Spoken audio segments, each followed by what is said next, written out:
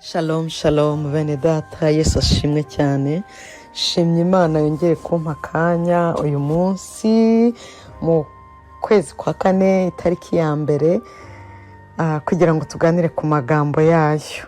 Uyu munsi twasomye amagambo meza cyane ari mu Bacamanza ibice 11 n'igice cya 12, Zaburi ya 50 ndetse n'Abakorinto ba kabiri igice cya mbere. Ni amagambo meza nabonye nayaha nk'umutwe uvuga guhigira Uwiteka umuhigo. Murabizi bene data ko ijambo ry'Imana ravuga ngo guhiga umuhigo ntuhigure birutwa no kutawuhiga. Twabonye hano mu sezerano rya kera mu Bacamanza twabonyemo inkuru z'umugabo bita Yefuta. Yefuta hari uburyo Imana Bibiliya imuvugaho amakarakteristike meza cyane. Iyo utangiye mu gice cya 11 ku murongo wa mbere havuga ngo Yefuta yari umugaleyade, icya mbere w'umunyembaraga, icya kabiri w'umunyentwari, ariko hakaba icyo bavuga ngo ariko yari umwana wa maraya. Nubwo yari umunyembaraga, umunyentwari, yari umwana reka mvuge ngo kinyendaro. Ise yamubyaranye n'undi mugore amuzana mu rugo kwase, ariko ngo bene se ntibamukunda, bigera naho bamwirukana aratorongera ajya mu mashyamba. Ariko bene data, iyo dusomye inkuru z'uyu Yefuta natangaye ukuntu Imana yita ku bana nk'aba ngaba no muri iki gihe cya none.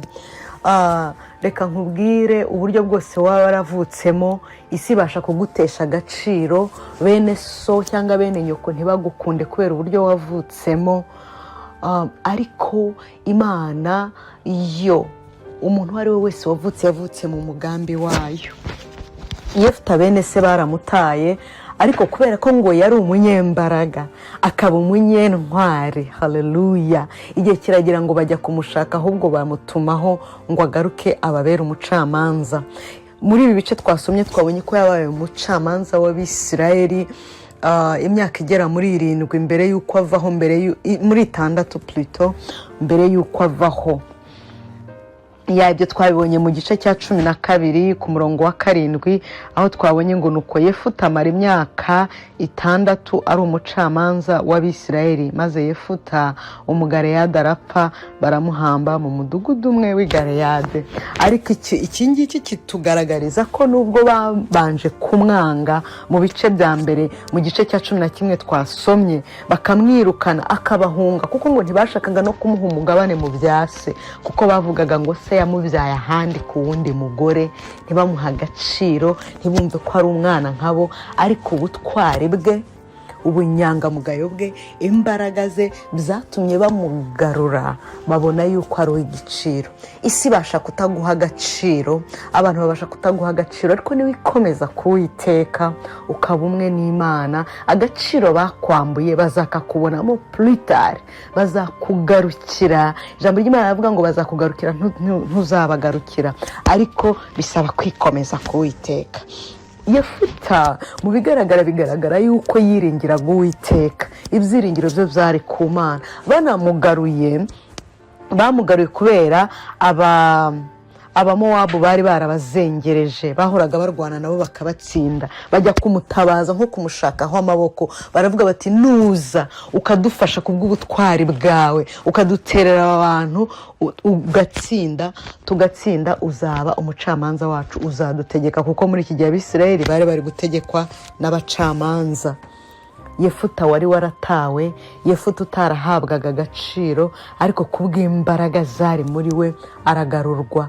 Yahize umuhigo mbere yo kujya kuri uru rugamba. Yahigiye Imana umuhigo, arayibwira ati Mana nungabiza aba bantu nkabatsinda, ikizasohoka cyose nzakiguhigurira. Niwo murongo wo kuzirikana twasomye uyu munsi mu Bacamanza 11 umurongo wa 30. Haranditse ngo nuko Yefuta ahiga Uwiteka umuhigo, ati nungabiza Abamoni ngatabaruka amahoro, mvuye kubatsinda, ikizabanza gusohoka imbere y'umuryango w'inzu yanjye kunsanganira kizaba icy'Uwiteka, nanjye nzagitangaho igitambo cyoswa. Ariko Imana izi kutugerageza nayo. Hasohotse umwana we w'ikinege w'umukobwa. Bibiliya tweretse ko ari we mukobwa wenyine yari afite. Ntabwo Yefuta yajijinganyije kubera ukuntu yabonye Uwiteka yamutabaye, kubera urugamba rwari rukomeye. Mu by'ukuri abantu bahoraga batsindwa, ariko kubwo guhigira Imana umuhigo, kubwo guhigira Uwiteka umuhigo, Uwiteka yaramutabaye. Ariko amaze kumutabara, ntabwo Yefuta yibagiwe. Ntabwo yavuze ngo Mana niwe mwana umwe gusa nagiraga rudori, ntabwo nshobora kumuguha. Ahubwo yaramuhiguye. Umwana nawe ntiyanze, aremera, aravuga ati data. Bigaragara ko Yefuta yari yaratraininze umwana we, yari yaramwigishije Uwiteka uwo ari we, yari yaramwigishije kubaha Uwiteka. Uyu mwana nawe aremera, aba nk'igitambo kizima, ntiyasaza imigeri. Aravuga ati data, reka njye kurera ubukumi bwanjye, ubundi ukora ibyo wasezeranyije Uwiteka. Imana idufashe guhigura imihigo twahigiye Uwiteka, no kuba ibitambo bizima byera bishimwa n'Imana. Aya magambo rero asa nayo twasomye muri Zaburi ya 50. Amagambo yose tujya dusoma bene data aruzuzanya. Zaburi ya 50 umurongo wa 14 kugera ku wa 15 haranditse ngo utambire Imana ishimwe, uhigurire isumba byose umuhigo wawe, kandi unyambaze ku munsi w'amakuba no ku w'ibyago. Nzagukiza nawe uzanshimisha. Akenshi tujya tugera mu byago tugahigira Imana imihigo, ariko ukibagirwa kuyihigura iyo ibintu bimaze kugenda neza, iyo umaze kugera mu mahoro. Ariko wibuke imihigo yose wahigiye Uwiteka mu gihe byari bikomeye, wibuke kuyihigura. Amagambo twasomye mu Bakorinto ba kabiri ibice urwandiko rwa kabiri rw'Abakorinto igice cya mbere, nafashijwe n'umurongo wa 19 kugera ku wa 21.